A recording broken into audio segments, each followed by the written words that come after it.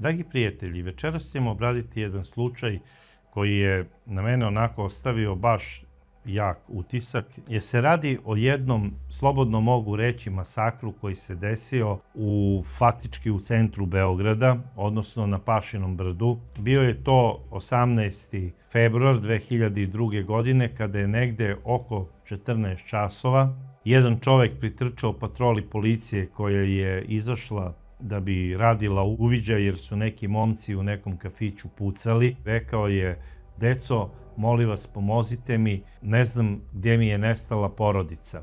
I policajci su saslušali ljubazno ovog čoveka, otišli su do stana gdje ih je odveo ovaj čovek i rekao je: evo, ovdje žive moj sin, moja snaja i moji unuci na 5. spratu. Njihovo prezime je Mijailović. I policija, pošto je izašla gore do stana, naišla je na blindirana vrata i, da pojasnim malo, ceo taj sprat je imao ista takva vrata, znači to je tako gradnjom predviđeno, i policija je normalno pozvala vatrogasce. Sa vatrogascima je pošao i jedan mladi policijski inspektor i kada su ušli u isti stan, vatrogasci, spasioci, najverovatnije naviknuti na takve prizore, oni su ostali profesionalni, otišli su da otvore ulazna vrata, a policajac, inspektor, je počeo da povraća od prizora koji je video. A šta se zapravo tako strašno desilo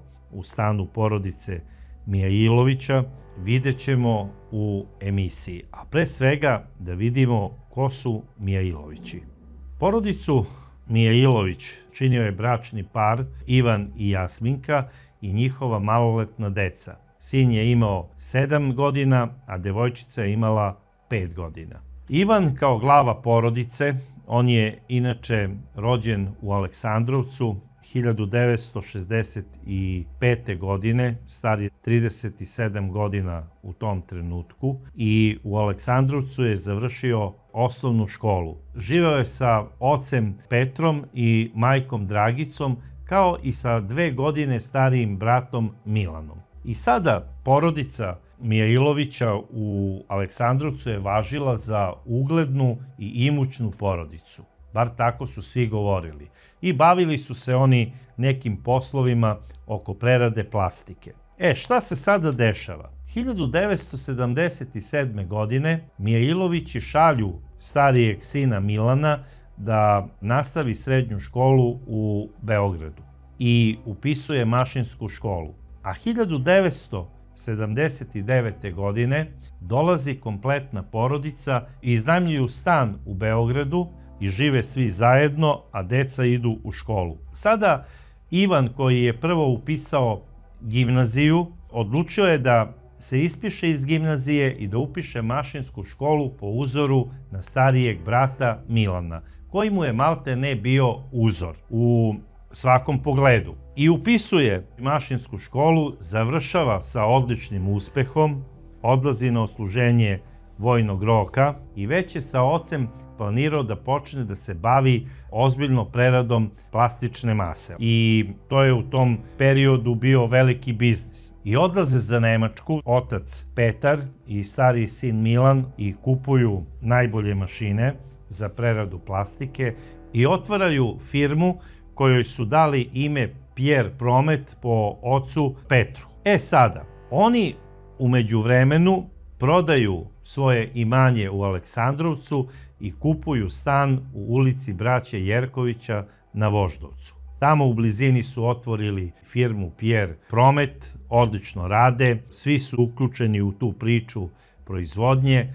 Milan, kada je došao iz armije, odmah se pridružio kao radna snaga u samoj firmi. Tu rade i neki njihovi rođaci, kumovi, po potrebi angažuju i više ljudi i to funkcioniše kao prava porodična manufaktura. I kum je predložio da se pozove jedan čovek kako bi se vodili poslovi u firmi, knjige i sve ono što treba. I naravno, porodica je prihvatila da zaposle tog čoveka i pošto nisu zapisali njegov telefon, rekli su Ivanu da pozove kuma kako bi mu on izdiktirao broj telefona tog čoveka koji je bio ekonomista, da bi ga pozvali za rad. I šta se dešava? Zamislite koji je to splet čudnih okolnosti i prosto mogu reći sudbine. Ivan zove kuma i pogrešio je u onom kucanju brojeva, znači to se dešava 88. godine i javi se jedna devojka.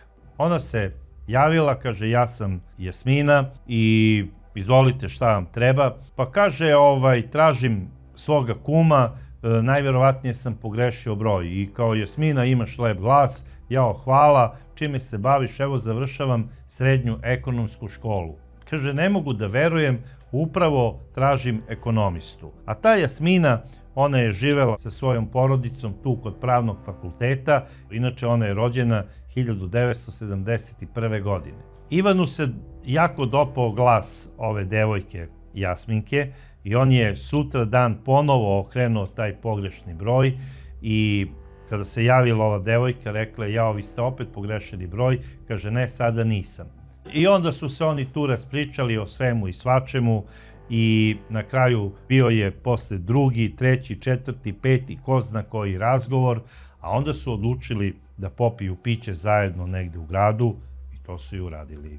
Posle tog pića počelo je i druženje, a posle druženja i zabavljanje.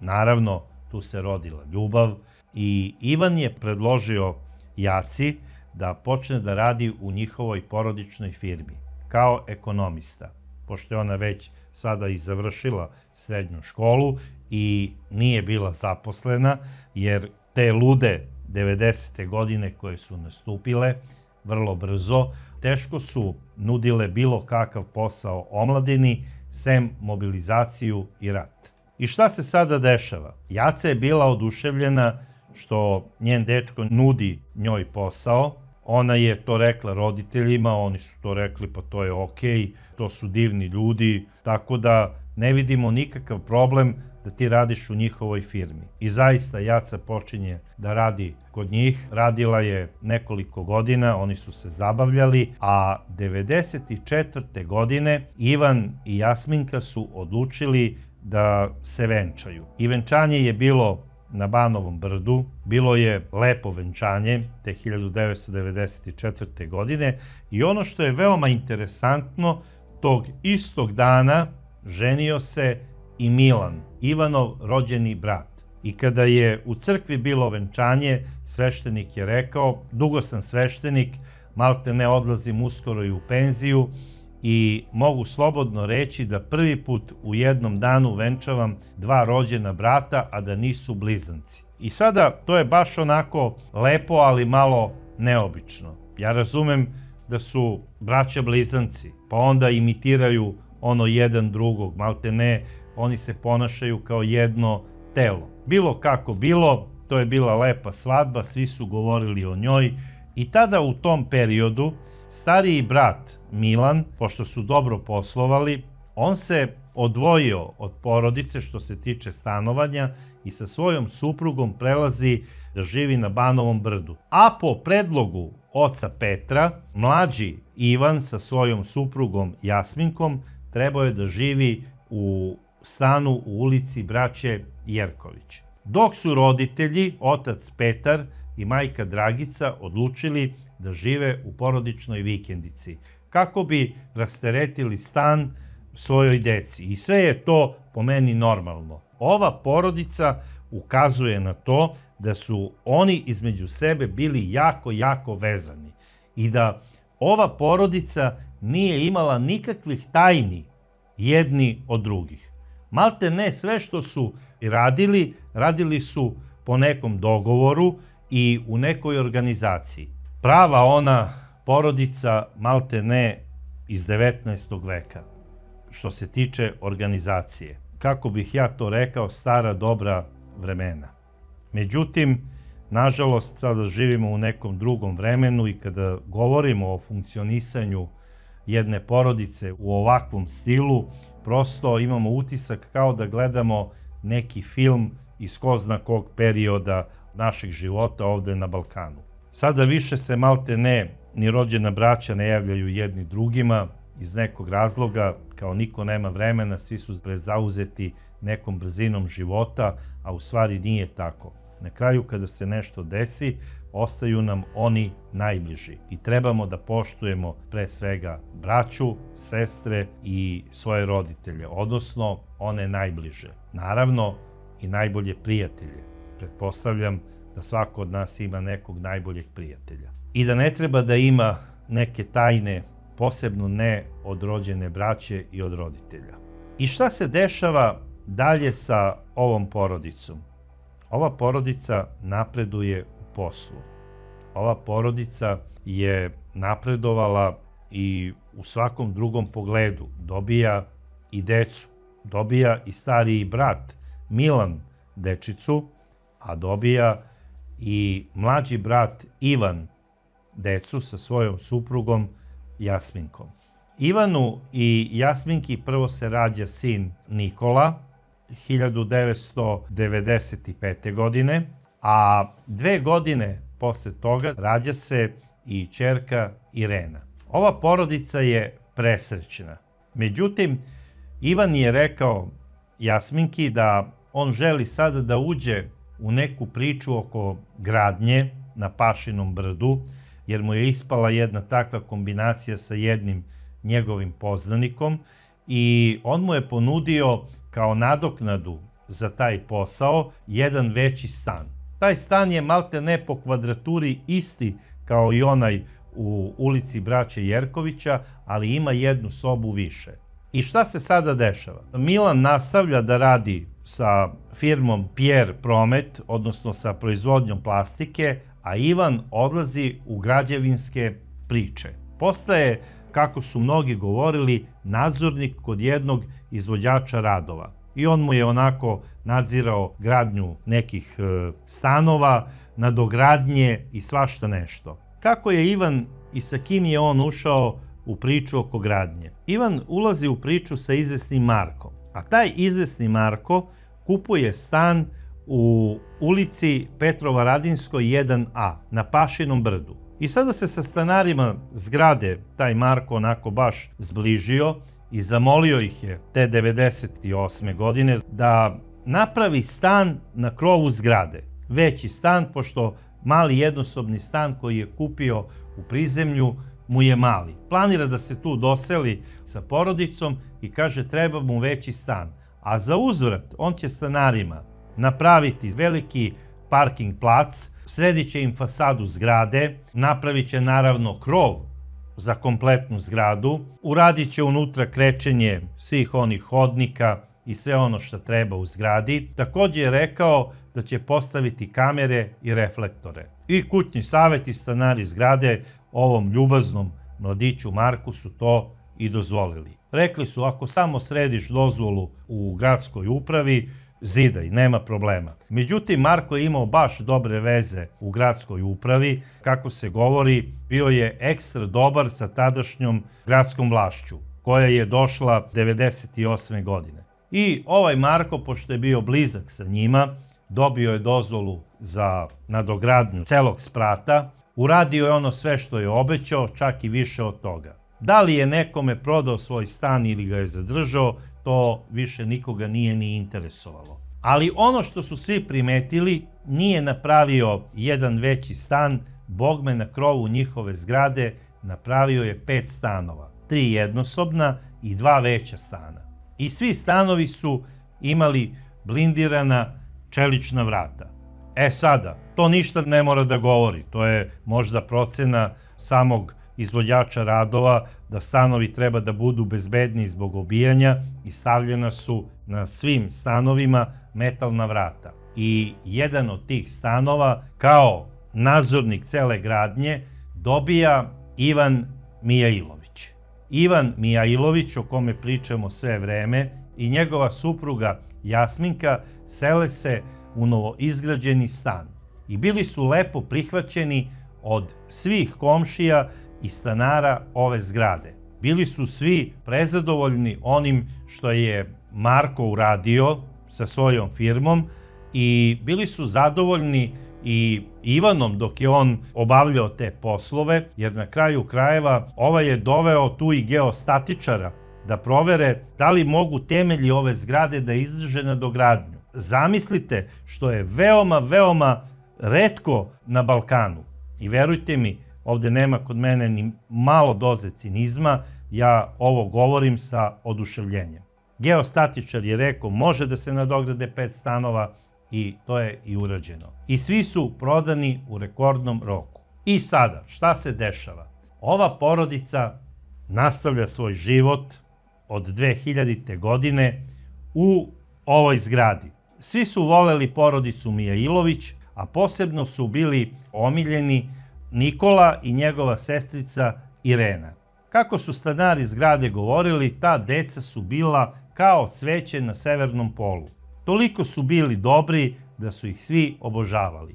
I govorili su, retko lepo vaspitana deca. I svi su govorili, pa to je sve iz porodice, jer na kraju krajeva i Jasminka je bila lepo vaspitana žena. Svi su govorili, to je jedna fina ženica koja prosto neprimetno se pojavljuje, uvek je kulturna, znači nije nametljiva, nikakav glas ili ton nije povisila prema nekome, sve je onako bilo u ekstra dobrim susedskim odnosima. I šta se dešava dalje?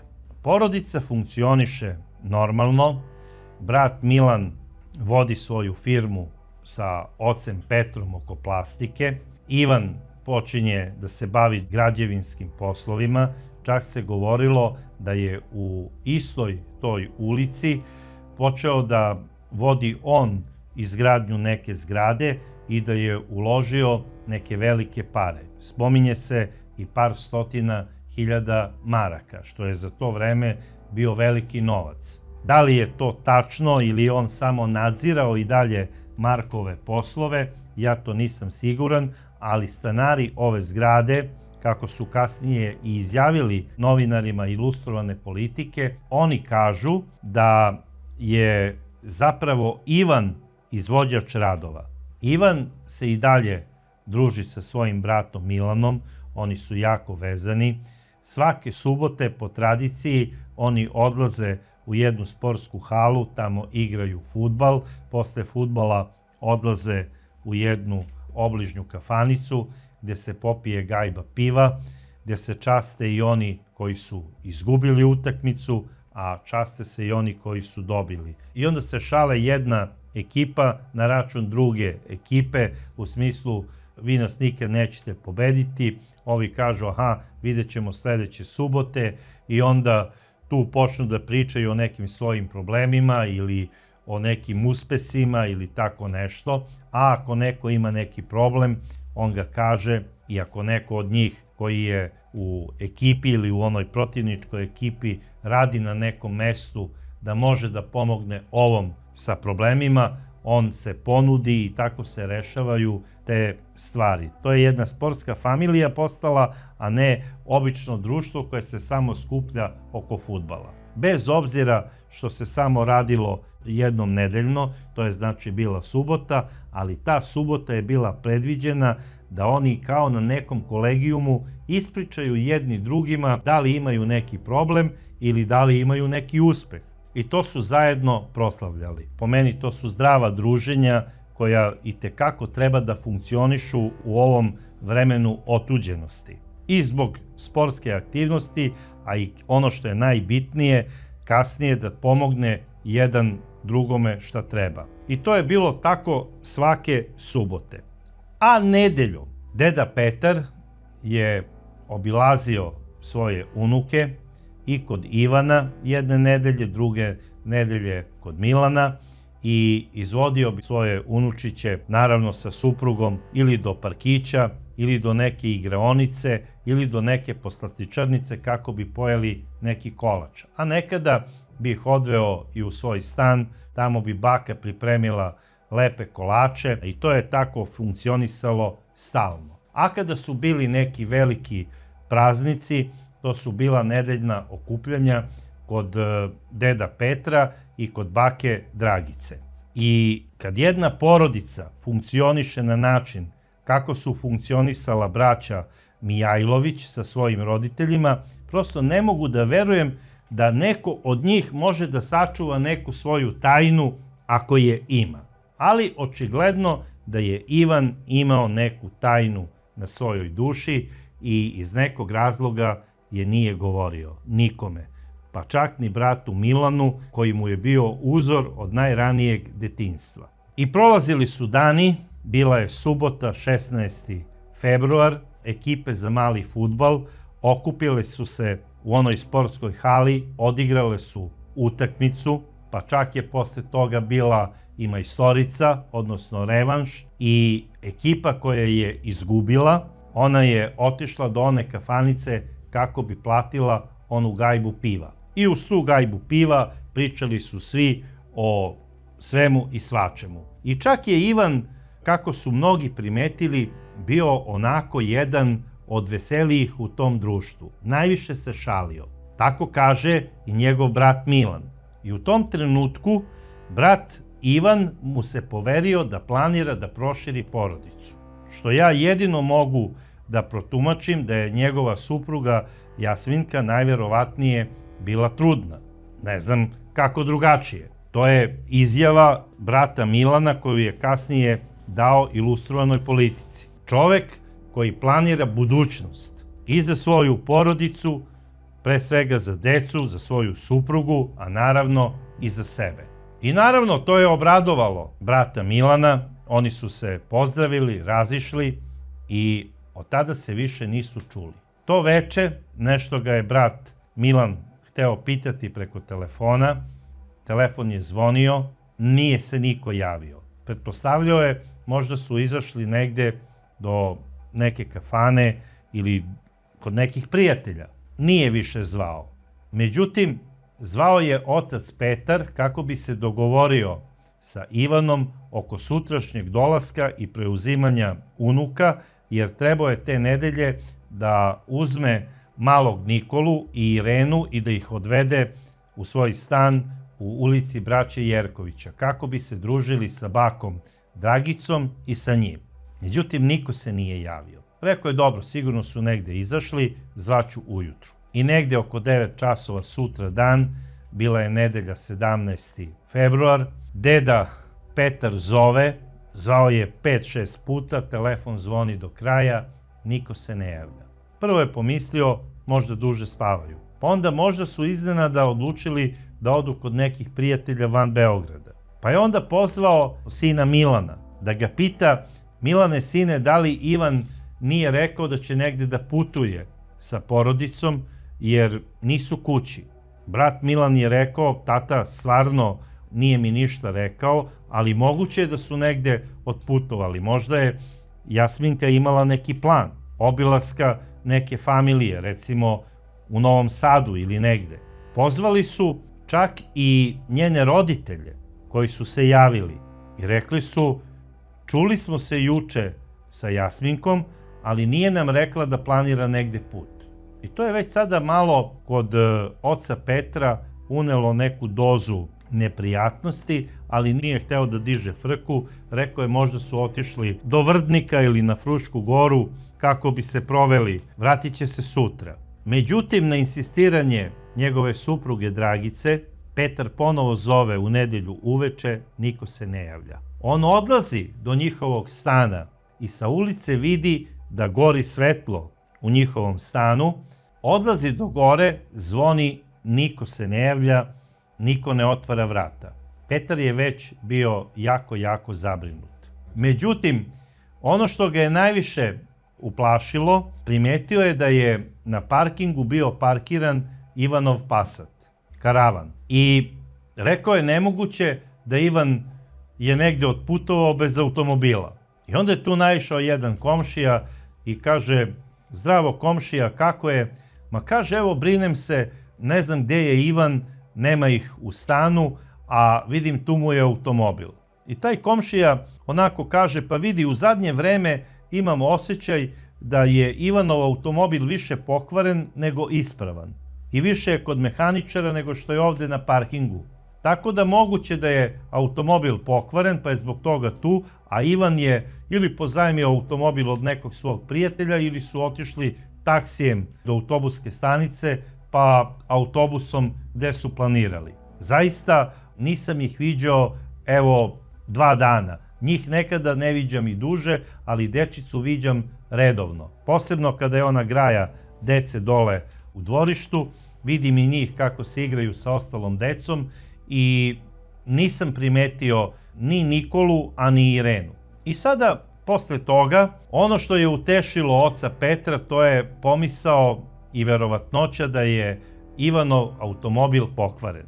Odlazi kući, nije spavao te noći, svano je ponedeljak, 18. februar, znao je da mali Nikola mora da ide u školu, zove otprilike u to vreme kada se dete sprema za školu, tačno je on to sve znao kao deda. Međutim, telefon i dalje zvoni, niko se ne javlja. Onda je Petar odlučio da uzme svoju jaknu i da ode do sinovljevog stana i da vidi o čemu se radi. Tu je razgovarao i sa predsjednikom kućnog saveta, razgovarali su i sa ostalim komšijama, međutim niko ih nije video nekoliko dana.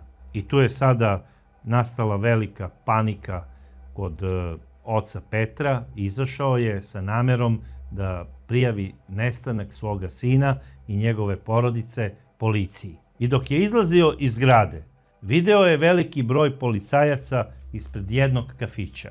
I otišao je tamo i rekao je: momci, imam jednu molbu za vas. Jedan mladi policajac je rekao: stari, došao si sada u nezgodno vreme, skupljamo neke čaure, ovde su se neki momci nešto veselili, šenučili su i pucali su iz oružja. Radimo uviđaj. I on je rekao: ama deco, imam problem, nema mi porodice.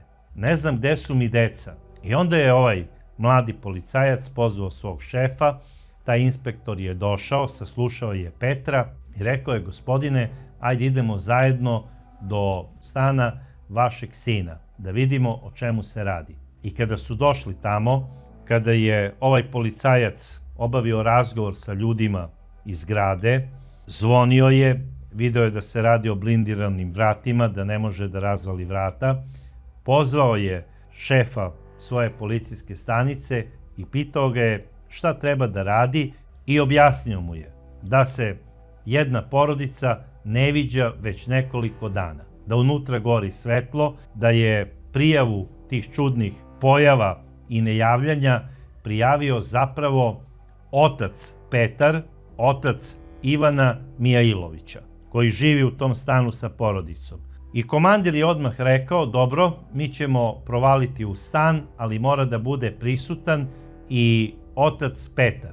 I inspektor je to preneo Petru. Ovaj inspektor je rekao i predsjedniku kućnog saveta da mora da bude prisutan i on i da nađe još 2 svedoka, što je odmah to organizovano u roku od 5 minuta, a ubrzo posle toga čule su se sirene, stigla je policija i stigli su vatrogasci. Vatrogasci su uz pomoć svojih vatrogasnih merdevina ušli preko terase, razvalili su vrata od terase i ušli unutra. Sa njima je bio i onaj mladi inspektor koji je sve vreme ovde organizovao priču i kada je ušao unutra počeo je da povraća, jer je shvatio da se unutra nalaze 4 beživotna tela. Unutra je u spavaćoj sobi, u spavačici, ležala Jasmina Mijailović, stara 31 godinu, kao da spava. Imala je rupu od metka na čelu i tu, odmah pored nje, bila je i čaura od pištolja. U dečjoj sobi ležala su beživotna tela malog Nikole od 7 godina i male Irene od 5 godina. Isto su imali prostrelne rane na glavi. A između ta 2 krevetića ležao je i otac Ivan, koji je takođe imao ranu na glavi. U ruci je držao pištolj i pored njega su bile 3 čaure. Taj pištolj koji je držao u ruci imao je na uredno izdatu dozvolu. Ivan je iz samo njemu znanih razloga odlučio da neke svoje probleme reši upravo tim pištoljem. Odrađen je uviđaj, čaure su pokupljene i tela su poslata na obdukciju. Posle nekoliko dana ova porodica je sahranjena na Beogradskom Novom groblju, u zajedničkoj grobnici. Strašno, šta reći, novine su pisale svašta. Navodno da je ovu porodicu likvidiralo neko treće lice zbog nekih dugova koje je navodno imao Ivan. Spominjala se cifra od nekoliko stotina hiljada maraka. Takođe su se pričale razne stvari, da je navodno Ivan imao neku naslednu bolest, pa je u tom trenutku nešto pukao.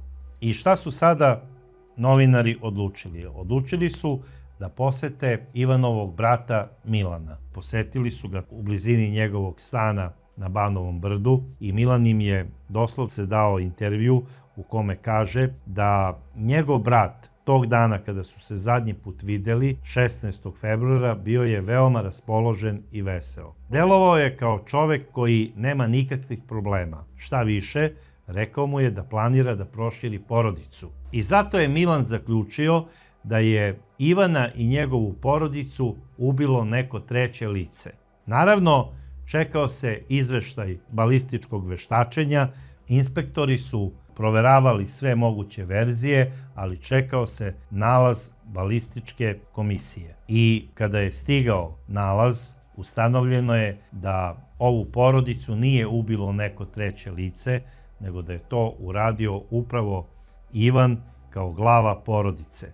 Ivan je iz samo njemu znanih razloga oduzeo život svojoj dečici, supruzi, a i sebi. Policija je došla do tog zaključka zato što su ustanovili da je on pucao iz tog pištolja na osnovu barutnih čestica koje su bile na njegovoj ruci. Takođe, ustanovljeno je da sem njegovih papilarnih linija nije bilo ničijih drugih na pištolju, a čaure koje su pronađene i kuršumi koji su usmrtili žrtve, ustanovljeno je da su ispaljeni upravo iz tog pištolja, iz koga je pucao Ivan. Tako da je za policiju ovaj slučaj bio rešen. Imali su materijalne dokaze da je Ivan uradio, motiv nisu znali da kažu, rekli su to treba da kaže struka iz psihijatrije i iz psihologije. To je zvanični izveštaj MUP-a i sudskih veštaka, odnosno balističara, koji su veštačili i čaure i oružje, a naravno i parafinsku rukavicu sa Ivanove ruke. Pre svega, porodica, onako kako sam je opisao, ona je verovala da je to uradio neko treći, jer nisu mogli da prihvate činjenicu da je njihov Ivan sposoban da uradi ovako nešto strašno. A još manje su mogli da prihvate da je njihov Ivan imao neki problem, a da im on to nije rekao. Međutim, ja ne bih sada hteo da tvrdim zašto Ivan nije rekao svome bratu neki problem. Ja bih hteo da navedem jednu obućarsku porodicu iz Francuske, koji su poreklom sa Korzike. I taj primer smo mi učili u policijskoj školi. Naime, dva brata koji su bili ugledni obućari u jednom gradu, mislim da je u pitanju Lyon, bili su uspešni i jedan i drugi. Međutim, ono što je interesantno, mlađi brat ne samo da je video uzor u svog starijeg brata, nego je bio na njega pomalo i ljubomoran. Bio je ubeđen da njihov otac, takođe obućar, više voli starijeg brata i mlađi brat se uvek trudio da na neki način nadmaši po svemu starijeg brata. Na kraju je počeo da se bavi i poslom trgovine automobilima sa nekim Arapima. I na kraju se zadužio i neke velike pare oko tog posla. I uvek je gledao da onako nekim ekstravagantnim oblačenjem, kupovinom lepog automobila, kako bi fascinirao svoga oca, pre svega, i starijeg brata koji ga je prosto obožavao. I ovaj je stalno nešto tako gledao da nadmaši svog starijeg brata. Pa i kada je bila ženidba, što je interesantno, upoređujem ova dva slučaja, istog dana je bilo venčanje, ali su se oni venčali dvema sestrama od strica. Pa sam onda to nekako shvatio kao nešto što je normalno, ali mlađi brat je kasnije nekim svojim prijateljima rekao: nisam mogao da dozvolim da moj stariji brat ima svoj dan gdje će me zaseniti jer će svi obraćati pažnju samo na njega. I naravno, ništa tu nije bilo neobično, sve dok jednog trenutka nisu neki Arapi zakucali za naplatu, jer su rekli dobio si toliko i toliko automobila, nisi nam isporučio toliko i toliko novca. Ovaj je bio u strahu da mu se sada ne smeje familija, da ga ne ostavi žena i da ga ne pamte deca kao neuspešnog oca. I šta je uradio? Umesto da kaže svom bratu da ima problem, njegov brat je imao nekoliko stanova, kupio je bio i stan u Parizu, on bi sigurno prodao taj stan u Parizu i rešio bi probleme svoga brata. Ne, on je ćutao, odlučio je da uveče kada odu na spavanje odvrne plin i da uguši plinom svoju porodicu. I to je i uradio. Samo što je on svoje motive stavio u oproštajno pismo. Tako da slučaj iz Francuske je jasan 1/1 što se tiče motiva. Ovde nemamo pravi motiv, jer koliko mi je poznato, porodica Mijajlović nikada nije imala nasledne psihičke probleme i prosto ne znam šta je navelo ovog mladog čoveka Ivana kada je planirao da proširi svoju porodicu, da je uništi i ugasi. Čak i da je bio u pitanju veliki dug. Pa šta? Svi su, brate, dužni na ovom svetu.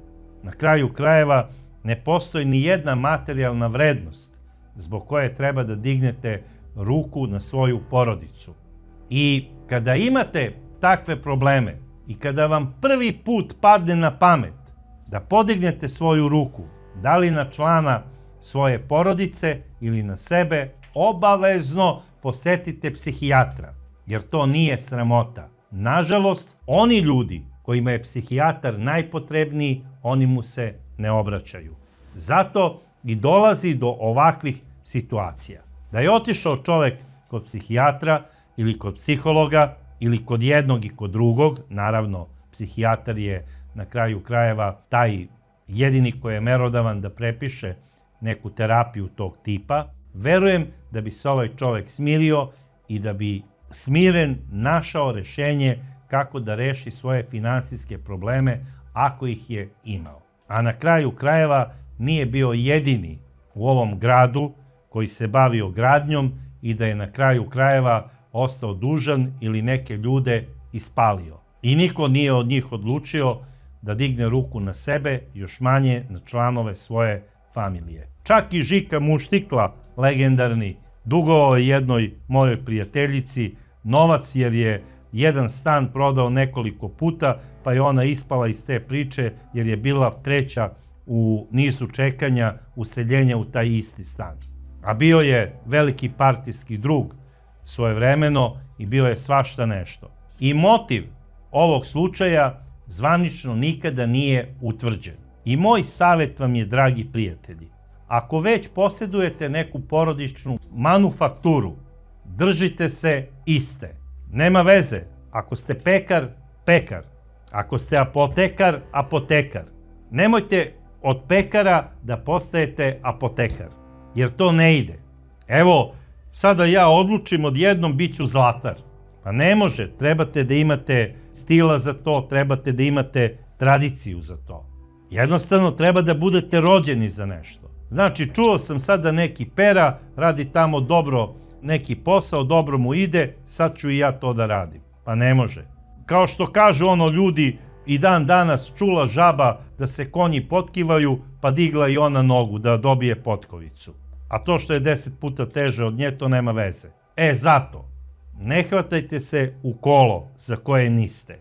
I ljudi treba da se posvete samo onome za šta imaju talenta i da jure uspeh samo u tom smeru i da na kraju krajeva od toga hrane svoju porodicu i da ih školuju i da kasnije školuju svoju decu i da utvrde da li su i njihova deca za njihov posao, jer ne smete ni to raditi ako vaša deca nisu talentovana za posao kojim se vi bavite. Ne sme po svaku cenu vaše dete raditi taj posao. Pustite dete da pokaže svoj talenat, vi ga pronađite, usmerite ga i gurajte ga u tom pravcu. Budite mu vetar u leđa, a ne od oca da postanete dželat svoje porodice. Samo zato što ste uleteli u neku priču za koju niste bili. A bili ste deo jedne zajednice, porodice, koja se samo poželeti može. I zato nemojte imati tajni od svojih najbližih, kao što ih i ja nemam od vas. A do sledeće čudne priče, ja vas pozdravljam.